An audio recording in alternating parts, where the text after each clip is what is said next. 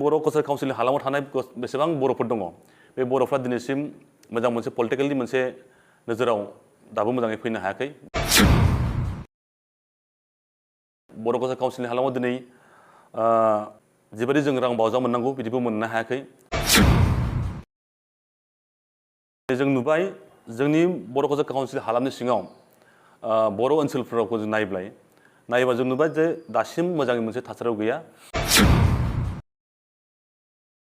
थोंजोङै जोङो BPCCनिफ्राय आसाम सरकार बा जोंनि जि सरकारफोर दङ बर' कालचार काउन्सिलनि इन्टारिम बडिनि दैदेनगिरि बा सरकारफोर दङ दैदेनगिरिफोरजों बिथांमोनजों जोङो मोजाङै सावरायगोन बर' कालचार काउन्सिलखौ थाबैनो जोङो बिसायख'थि खुंहोनो हायो नामा बेखौबो जोङो नोजोर होनाय जागोन खुलुमबाय जों दिनै मोनसे गोनांथार बाथ्राखौ लानानै प्रेस मिट मोनसे होनो नागिरदों बे जाबाय दुलाराय बर' फरायसा आफादा जोंनो मोनसे आफाद हिसाबै दाना होदों बिटिआर सुक्ति जानायनि उनाव बिटिआर सरकारखौ दानायनि उनाव आरो लोगोसेयैनो बर' कालचार काउन्सिलखौ इन्टारिम बडि दानायनि उनाव मोनसे गोनांथिखौ नुनानै दुलाराय बर' फरायसा आफादा मोनसे जोंनो आफाद दाना होदों बे जाबाय बर' सुबुं जथाय आफाद बड' पिपल्स क'अर्डिनेशन कमिटि सुंद'यै BPCC होनना बुङो बे आफादखौ जोंनो दाना होदों आरो बेखौ थांनाय 2021 मायथाइनि 28 फेब्रुवारियाव दादोंमोन आरो बेखौ खोला कामरुप जिल्लानि सिङाव दानाय जादोंमोन लांगामारा फोथार फुख्रिपारा बक'आव बेखौ दाना होदोंमोन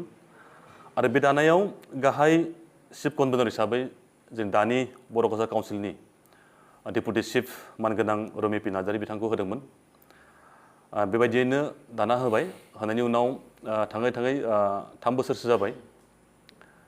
बिनि उनाव माखासे जेंना जोंनि गेजेराव एसे फैबाय जेंनाया जाहैबाय मा बिथाङा मोनसे बिबानाव दं हिसाबै डेपुटि चिफ बर' कालचार काउन्सिलाव दं हिसाबै बिथाङा खामानि मावनायाव एसे आखा फाखा जादों बेखायनो दुलाराय बर' फरायसा आफादा सावरायनायनि गेजेरजों गोदान बिबानखौ सोलायना होदों आरो बेखौ सोलायना होनायनि उनाव जों मोनसे गोदान बडि दाना होयो आरो बे गोदान बडि दाफिननायखौ थांनाय एप्रिल दाननि 1 अक्ट'आव दादोंमोन बेखौ रङियानि मोनसे जायगायाव दाना होदोंमोन जोंखौ बेबायदियैनो दिनै आं शिबराम बसुमतारी हिसाबै चिफ कनभेनर हिसाबै दाना दोनदों लोगोसेनो डेपुटि चिफ कनभेनर दादोंमोन जा नीलेश्वर ब्रह्म बिथाङा गलाघाटनि आरो बिदिनो माखासे सेन्ट्रेल कनभेनर दाना दोनदों जा बलराम बर' बिथां दङ बिथाङा कामरुपनि बेहाय नुजाफैनो हादों जोंजों लोगोसेनो अमृत खाख्लारि बिथाङा नगावनि हरेन खाख्लारि बिथां दङ हरेन खाख्लारि जाहैबाय चराइदेव जिल्लानि आरो असिन्त बसुमतारी बिथाङा दङ साउथ कामरुपनि लोगोसेनो धर्मेन्द्र रामसियारि बिथां दङ जोंना बिथाङा धेमाजि जिल्लानि सिलाबाथारनि लोगोसेनो अबिनाश नार्जारी दं धेमाजिनि बिदिनो जोङो दिनै नैबे धेमाजि जिल्लानि सिङाव सिमेन्ट सापरि सानजारि नोगोरनि धेमाजि जिल्ला दुलाराय बर' फरायसा आफादनि मावख'आव दिनै जों बे प्रेस मिटखौ होनाय जादों जों बेखौनो फोरमायनो नागिरदों दुलाराय बर' फरायसा आफादा मोनसे थांखि लानानै जोंनि बर' कालचार काउन्सिलनि सिङाव नैबे आफादखौ दाना होदों आरो बिनि माखासे मावनाय थांखि नोजोर दङ बेखौ लानानै जोङो रायजोनि सिगाङाव एसे फोरमायनो नागिरदों बेनो जाबाय जों मिथिगौ बर' हारिया गोबां दुखु खस्थ'नि गेजेरजों बुहुमाव बा बे आसामाव बा भारतनि सिङाव जोङो गोबां नाजाबोदों आरो नाजाबोनायनि उनाव दिनै 3 सुक्ति जाबाय 3 सुक्ति जानायनि उनाव बिटिआरनि बायजोआव मोनसेबो जा बिदि काउन्सिल बा बिदि पलिटिकेलनि मोनसे एरेन्जमेन्ट गैयामोन आरो बे बिटिआर सुक्तिनि गेजेरजों जों मोनदों आरो बेखौनो मोजाङै गेबेङै नायनो थाखाय नायबिजिरनो थाखाय बा बेखौ मोजाङै सोदांनो थाखाय नैबे गोनांथि जादों होननानै बे बर' पिपल्स क'अर्डिनेशन कमिटिखौ दाना होदों आरो बिनि गुबै माखासे जाहोन दङ आरो बे जाहोनखौ जोङो दिनै फोरमायनो नागिरदों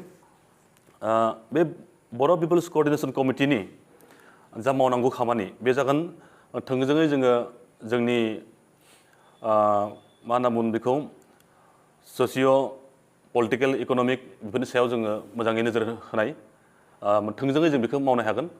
आरो लोगोसेयैनो दानि दुलाराय बर' फरायसा आफादजों थाफानानै बिथांमोनजों मोजाङै सरजाबनानै जोंनि जातीयता माखासे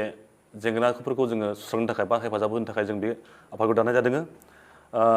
बिदि मोनसे खामानिखौ मावनो थाखाय जोंखौ बिथोन होदों दुलाराय बर' फरायसा आफादा। बेखौनो दिनै जोङो रायजोफोरनि सिगाङाव फोरमायनो नागिरदों। दिनै जोंहा गोबां मावनांगौ हाबाफारिबो दंबावो। दिनै बर' कालचार काउन्सिलखौ दानायनि उनाव दिनै मोनसे इन्टारिम बडि दादों। दा बे इन्टारिम बडि जोङो जोंनि जिथु मोननांगौ जिबायदि जों मोननांगौ बा जिबायदि जोङो पलिटिकेलि जिबायदि जोङो डेभेलप जानांगौ बेखौ नोजोर होनानै जों खामानि मावनायनि मोनसे थांखिखौ लादों। बेहाय सोरनिबा खुनु एगेन्स्टनि खोथा गैया, जों बर' हारिनि खोथाखौ जों बुंनो नागिरदों। दा दिनै बर' कालचार काउन्सिलनि हालामाव थानाय बेसेबां बर'फोर दङ, बे बर'फ्रा दिनैसिम मोजां मोनसे पलिटिकेलनि मोनसे नोजोराव दाबो मोजाङै फैनो हायाखै बा जों डेभेलप मोनसे जौगानायाव फैनो हायाखै। बेखौ नोजोर होनानै जों खामानि मावनो नागिरदों। दिनै जों नुबाय बर' कालचार काउन्सिलनि हालामाव दिनै जिबायदि जों रां बावजा मोननांगौ बिदिबो मोननो हायाखै। मानो होनब्ला बेहाय इन्टारिम बडि हिसाबै आसाम सरकारा बेखौ नोजोर होबाय थादों। बेखायनो जों बेखौबो थोंजोङै जोङो BPCCनिफ्राय आसाम सरकार बा जोंनि जि सरकारफोर दङ, बर' कालचार काउन्सिलनि इन्टारिम बडिनि दैदेनगिरि बा सरकारफोर दङ, दैदेनगिरिफोरजों बिथांमोनजों जोङो मोजाङै सावरायगोन। जोंनि बेसेबां जातीयता जोंनि माने संगठनफोर दङ, आफादफोर दङ, बिथांमोनजों सावरायनाय, जोंनि मेलेमजिबिफोरजों सावरायनानै जों बे खामानिखौ जों मावनो नागिरदों बा हेफाजाब जों होलायनो नागिरदों। बेहाय जेबो आलादा गुबुन सिन्था खालामनांगौ खोथा गैया। दा बेयाव जोंनि बर'फोरनि राजखान्थियारि जिथु जों नुजाबोदों सावगारि, बेफोरखौ जों खोब नोजोर होनांगौ दङ। दिनै जों नुबाय जोंनि बर' कालचार काउन्सिल हालामनि सिङाव बर' ओनसोलफोरावखौ जों नायोबा जों नुबाय जे दासिम मोजाङै मोनसे थासारियाव गैया। मोजां जौगानाय मोनसे लामा दालांनि गोबां खोथा दाबो प्रब्लेम दङ। आरो बिदिनो दिनै बर' कालचार काउन्सिला थाबैनो बेनि सायाव नोजोर होनो थाखाय बिथांमोनखौ जों हेफाजाब होनो हायो नामा। लोगोसेयै बर' कालचार काउन्सिलखौ थाबैनो जोङो बिसायख'थि खुंहोनो हायो नामा, बेखौबो जोङो नोजोर होनाय जागोन। आरो दिनै जों मिथिदों जे बर' कालचार काउन्सिलनि सिङाव भिलेज नटिफिकेसनखौ खालामबाय दङ आरो बेखौ आसाम सरकारनिसिम गथायबायबो होनना जोङो खौरांखौ मोनदों। बे खोब बाख्नायथाव मोनसे खोथा। नाथाय जोङो बेहाय माखासे बियाब सोसननाय दङ, बियाबनि खोथा बायदिसिना थालांनाय हागौ। बेफोरखौ जों फिन नोजोर होफिननो थाखाय जों थांखि लागोन।